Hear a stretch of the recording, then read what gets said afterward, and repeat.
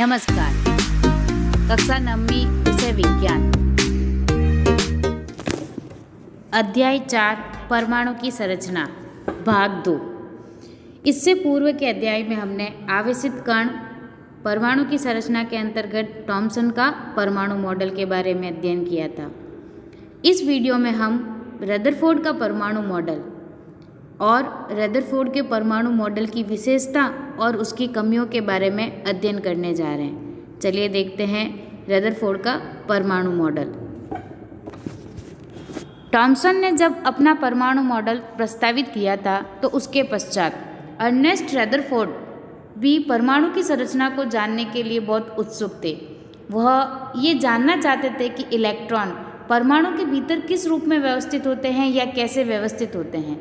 इसके लिए उन्होंने एक प्रयोग किया और प्रयोग के माध्यम से परमाणु के व्यवस्थित होने के स्वरूप को बताने का प्रयास किया। रदरफोर्ड का जन्म 30 अगस्त 1871 में स्प्रिंग ग्रोवा में हुआ था। उनको नाभिकीय भौतिकी का जनक भी माना जाता है। रेडियोधर्मिता पर अपने योगदान और सोने की पन्नी के द्वारा परमाणु के नाभिक की खोज के लिए वह बहुत प्रसिद्ध हुए।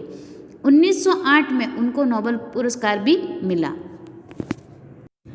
रदरफोर्ड ने अपने प्रयोग के लिए सोने की पतली पन्नी और अल्फा कणों का उपयोग किया और इनके माध्यम से यह प्रदर्शित करने का प्रयास किया कि इलेक्ट्रॉन किसी भी परमाणु के अंदर किस प्रकार से व्यवस्थित होते हैं। चलिए इनके प्रयोग को समझने से पूर्व ये जो सामने आपके एक रेखा चित्र, ये जो चित्र बना है, इस चित्र में आप देखेंगे कि अल्फा कणों की बौछार उन्होंने सोने की पतली पन्नी पर करवाई और कुछ परिणाम प्राप्त किए। इससे पूर्व मैं आपको ये बताना चाहती हूँ कि रदरफोर्ड ने इस सोने की पतली पन्नी और अल्फा कणों का ही प्रयोग क्यों किया।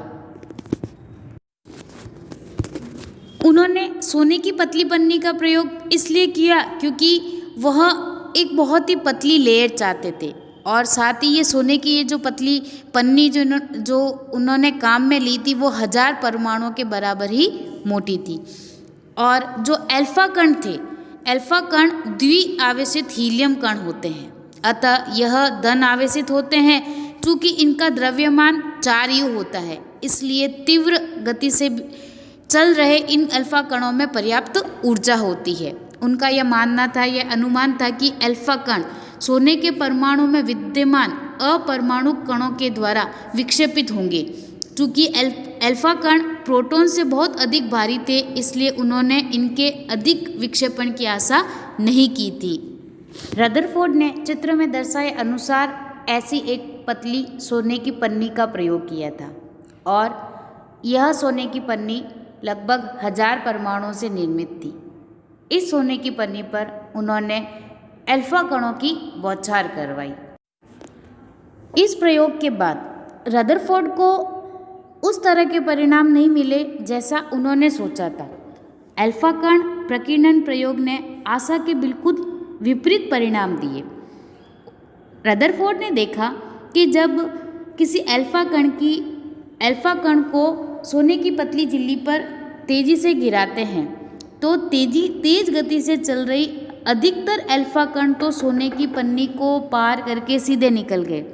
कुछ अल्फा कण ऐसे भी थे जो पन्नी के द्वारा बहुत छोटे कोण से विक्षेपित हो गए। सबसे ज़्यादा आश्चर्य की बात उन्हें तब हुई जब 1200 कणों में से एक कण वापस आ गया। इस घटना को रदरफोर्ड ने अपने शब्दों में कुछ इस प्रकार से कहा, यह परिणाम उसी प्रकार अविश्वसनीय था जैसे अगर आप एक 15 इंच के तोप के गोले को टिश्यू पेपर के टुकड़े पर मारते हैं और वह लौटकर आपको ही चोट पहुंचा देता है। इस परिणाम को देखकर रदरफोर्ड को भी बहुत आश्चर्य हुआ। इस प्रयोग को हम एक सामान्य घटना से समझने का प्रयास करते हैं। यदि एक छोटा बालक किसी पार्क में खेल रहा है और पार्क की दीवार पत्थर की बनी हुई है, अब वो बालक खेलते खेलते उस पत्थर की दीवार पर एक पत्थर मारता है। आंख बंद करके सामने खड़ा है और पत्थर की दीवार पर पत्थर मारता है। तो जैसे ही वो उस पर पत्थर मारेगा, आंख बंद होते हुए भी उसको उस पत्थर के फेंकने के बाद टकराने की आवाज़ आएगी। अगर वो उसको 2-3 बार ऐसे दीवार पे पत्थर मारेगा तो उसको आवाज़ 2-3 बार आएगी। अगर वो 8 से 10 बार ऐसा करता है, आँख बंद करके खड़ा है और फिर ऐसा करता है, तो उतनी ही बार उससे पत्थर से टकराने की आवाज़ उसको आएगी। अब मान लीजिए कि ये दीवार पत्थर की नहीं बनी है और यहाँ पर तार बंदी की हुई है, और अब उस भैया को, उस बालक को आँख बंद करके फिर पत्थर मारने को कहते हैं, पत्थर फेंकने को कहते हैं। तो जब वह बच्चा पत्थर फेंकेगा तो इस बार क्या होगा? इस बार चूंकि दीवार पत्थर की नहीं बनी है, पूरी एक समान नहीं है, बीच बीच में तार बंधे हैं और तार के बीच में रिक्त स्थान है। ऐसे में वो भैया उसमें पत्थर मारेगा तो अधिकांश पत्थर क्या होंगे? उस रिक्त स्थान में से होकर बाहर की तरफ पत्थर चला जाएगा और उस बालक को कोई भी आवाज़ नहीं सुनाई देगा। तो यहाँ इस प्रयोग को समान रूप से मानते हुए रदरफोर्ड ने अपने प्रयोग में कुछ निष्कर्ष निकाले। उन्होंने अल्फा कण प्रकीर्णन प्रयोग के आधार पर कुछ परिणाम निकाले जो कि इस प्रकार से थे।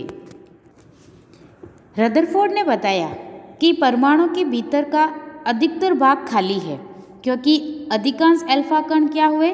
बिना विक्षेपित हुए सोने की पन्नी से बाहर निकल जाते हैं। हमने भी देखा कि यहाँ पर अधिकांश अल्फा कण क्या हो रहे थे? उस पतली पन्नी से टकराकर दूसरी ओर जा रहे थे। बहुत कम कण ऐसे थे जो अपने मार्ग से विक्षेपित होते हैं, जिससे ये ज्ञात होता है कि परमाणु में धनावेशित भाग बहुत ही कम है।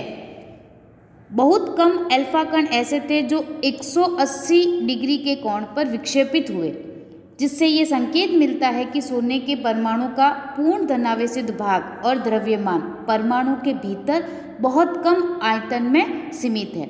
जैसे कि इतने सारे किरणों में से, इतनी सारे अल्फा किरणों में से केवल एकाध किरण ऐसी थी जो टकराकर पुनः लौटी थी। तो इसके आधार पर रदरफोर्ड ने अपने यह परिणाम बताए। इससे यह निष्कर्ष भी निकला कि नाभिक की जो त्रिज्या होती है वो परमाणु की त्रिज्या से 10⁵ गुना छोटी होती है। अपने इस प्रयोग के आधार पर रदरफोर्ड ने अपना मॉडल प्रस्तुत किया। उस मॉडल की निम्नलिखित विशेषता थी। उन्होंने ये सब बताया कि परमाणु का जो केंद्र है वो धनावेशित होता है, जिसे नाभिक कहा गया। एक परमाणु का लगभग संपूर्ण द्रव्यमान उसके नाभिक में होता है। रदरफोर्ड ने यह बताया कि इलेक्ट्रॉन जो होते हैं वो नाभिक के चारों ओर वर्तुलाकार मार्ग में चक्कर लगाते हैं। ये देखिए, इलेक्ट्रॉन नाभिक के चारों ओर कुछ इस प्रकार से चक्कर लगाते हैं। साथ ही रदरफोर्ड ने यह भी बताया कि नाभिक का जो आकार होता है वो परमाणु के आकार की तुलना में काफ़ी कम होता है। रदरफोर्ड ने अपने इस प्रयोग में यह तो स्पष्ट बता दिया कि जो इलेक्ट्रॉन होता है वो नाभिक के चारों ओर चक्कर लगाता है, जो धनावेशित भाग होता है वो मध्य में होता है, और जो नाभिक होता है उसका आकार परमाणु के आकार में बहुत कम होता है। परंतु रदरफोर्ड के इस मॉडल में कुछ कमियां रही, कुछ बातें ऐसी भी थी जिनको रदरफोर्ड अपने इस मॉडल के द्वारा स्पष्ट नहीं कर पाए। रदरफोर्ड के परमाणु मॉडल की कमियां। रदरफोर्ड ने अपना प्रयोग प्रस्तुत तो किया, लेकिन इसमें कुछ बिंदु ऐसे थे या कुछ बातें ऐसी भी थी जिसको रदरफोर्ड स्पष्ट करने में असमर्थ रहे। जैसे कि रदरफोर्ड ने बताया कि इलेक्ट्रॉन नाभिक के चारों ओर चक्कर लगाते हैं, और अगर ऐसा होता है तो इससे परमाणु के स्थायित्व को नहीं समझाया जा सकता, क्योंकि ये ना, यदि इलेक्ट्रॉन वृत्तीय कक्षाओं में चक्कर लगा रहा है तो विद्युत चुंबकत्व के सिद्धांत के आधार पर इलेक्ट्रॉन चक्कर लगाते लगाते क्या करेंगे? अपने ऊर्जा का उत्सर्जन करेंगे, और जब यह इलेक्ट्रॉन अपनी ऊर्जा का उत्सर्जन करेंगे तो अंततः क्या होगा? इलेक्ट्रॉन की जो ऊर्जा है वह इलेक्ट्रॉन की ऊर्जा खत्म हो जाएगी और जिससे इलेक्ट्रॉन नाभिक में गिर जाएगा। परंतु ऐसा नहीं है, क्योंकि हम सभी जानते हैं कि परमाणु होता है वह स्थायी होता है, और यहाँ पर अगर इस प्रयोग को देखें तो जो स्थायी कक्ष में घूमता हुआ इलेक्ट्रॉन अपनी ऊर्जा को विकृत करेगा, नाभिक से टकराएगा और जब नाभिक से टकराएगा तो इससे तात्पर्य है कि परमाणु क्या है, अस्थिर है। परंतु हम सब जानते हैं कि परमाणु क्या है, स्थायी होता है। तो यह बात भी रदरफोर्ड स्पष्ट नहीं कर पाए।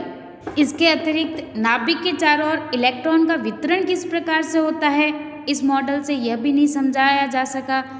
रदरफोर्ड ने इस परमाणु मॉडल के आधार पर परमाणु का स्पेक्ट्रम सतत होना चाहिए, लेकिन व्यवहारिक रूप में परमाणु का स्पेक्ट्रम रेखीय होता है। तो उपरोक्त बताई गई बातें रदरफोर्ड अपने मॉडल के द्वारा स्पष्ट करने में असमर्थ रहे। रदरफोर्ड के मॉडल पर उठी आपत्तियों को दूर करने के लिए नील्स बोर ने परमाणु की संरचना के बारे में कुछ अवधारणाएं प्रस्तुत की। इन अवधारणाओं को हम अगले वीडियो में समझने का प्रयास करेंगे।